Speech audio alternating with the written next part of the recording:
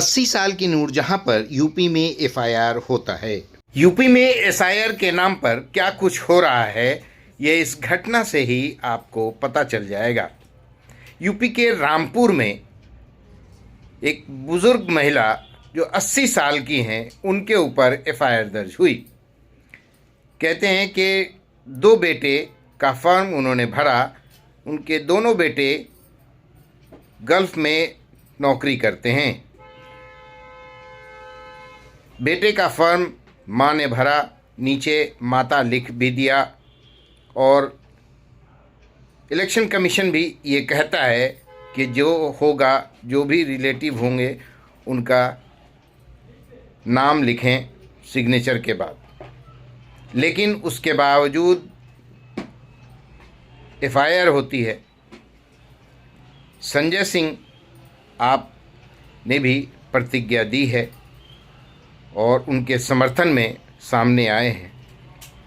देखिए इस वीडियो को और जितना ज़्यादा से ज़्यादा हो सके शेयर कीजिए कि एसआईआर पर क्या कुछ चल रहा है यूपी में। प्रक्रिया शुरू होने से पहले जब बिहार के चुनाव का परिणाम भी नहीं आया था, 3 महीने पहले मैंने कहा था कि अगर एसआईआर बिहार में हुआ तो एक तरफा परिणाम भारतीय जनता पार्टी और एनडीए के पक्ष में आएगा। और मैंने साफ तौर पे कहा था कि ज्ञानेश कुमार ने नरेंद्र मोदी के हाथों में जीत का प्रमाण पत्र दे दिया है।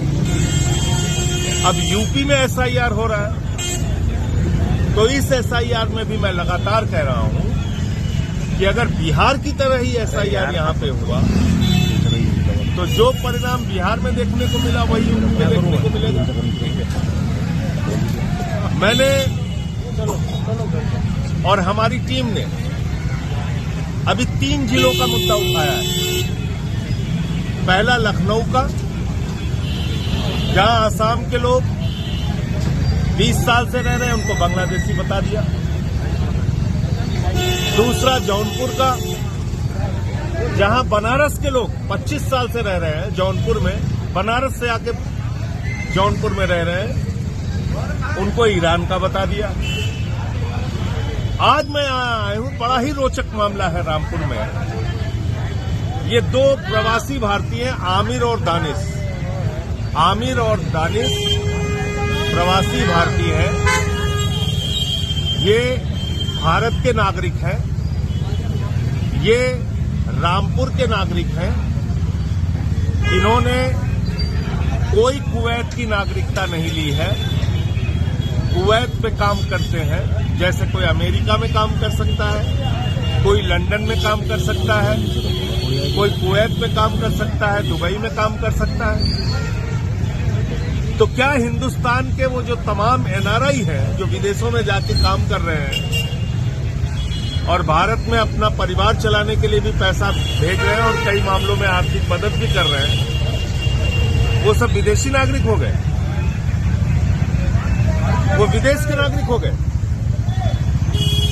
और इस आधार पर आपने एक बूढ़ी महिला के खिलाफ, नूरजहां के खिलाफ रामपुर में एफआईआर कर लिया। इतनी हिम्मत हो गई आपकी। भाई थोड़ा नीचे कर लो आईडी। एक बूढ़ी महिला के खिलाफ जो बीमार भी हैं और इतनी आतंकित है, इतनी डरी हुई है कि मुझसे मिलने के लिए भी तैयार नहीं हुई। उनके दोनों बेटे बाहर हैं, आमिर और दानिश। उनसे गलती क्या हुई कि उन्होंने इनका फॉर्म भर दिया। ये कोई गलती नहीं हुई, मैं अभी आगे आपको बता रहा हूं। उन्होंने अपने बच्चों का फॉर्म भर दिया और फॉर्म भरने के साथ दस्तखत किया और दस्तखत के बगल में लिखा माता। ये पढ़ सकते हैं आप, दोनों फॉर्म। दस्तखत किसकी की? उनकी की या अपनी की? अपनी दस्तखत की। और यहाँ क्या लिखा हुआ है? यहाँ क्या लिखा हुआ? मतदाता या किसी अन्य वयस्क पारिवारिक सदस्य के हस्ताक्षर, बाएं अंगूठे का निशान, यानी कि मतदाता का हस्ताक्षर हो सकता है, उनके परिवार के किसी वयस्क सदस्य का हस्ताक्षर हो सकता है। ये तो नीचे लिखा हुआ है। यहाँ का डीएम 1 नंबर का मूर्ख है क्या? उसको अकल नहीं 5 पैसे की? ये तो इसमें साफ तौर पे लिखा हुआ है। कि परिवार का कोई भी सदस्य फॉर्म भर सकता है, नंबर 1। नंबर 2, उसको अपने रिश्ते लिखने होंगे। इन्होंने लिखा है माता। आमिर और दानिश की मां है ये। आमिर और दानिश कुवैत में काम करते हैं, कुवैत के नागरिक भी नहीं है। ये कागज पकड़ गया। अब सवाल आता है कि क्या कोई अगर भारतीय व्यक्ति विदेश में काम कर रहा है तो वो भारत का मतदाता बन सकता है या नहीं बन सकता?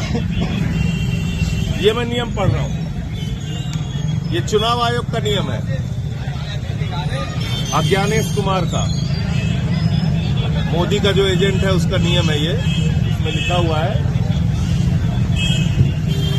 क्या विदेश में बसा कोई प्रवासी भारतीय भारत में निर्वाचक नामावली में एक निर्वाचक बन सकता है, यानी कि मतदाता बन सकता है? उत्तर है हाँ। लोक प्रतिनिधित्व संशोधन अधिनियम 2010 के द्वारा लोक प्रतिनिधित्व अधिनियम 1950 की धारा 20 का के उपबंधों के अनुसार भारत का वो नागरिक जिसने किसी अन्य देश की नागरिकता प्राप्त नहीं की है और एक मतदाता के रूप में रजिस्टर होने हेतु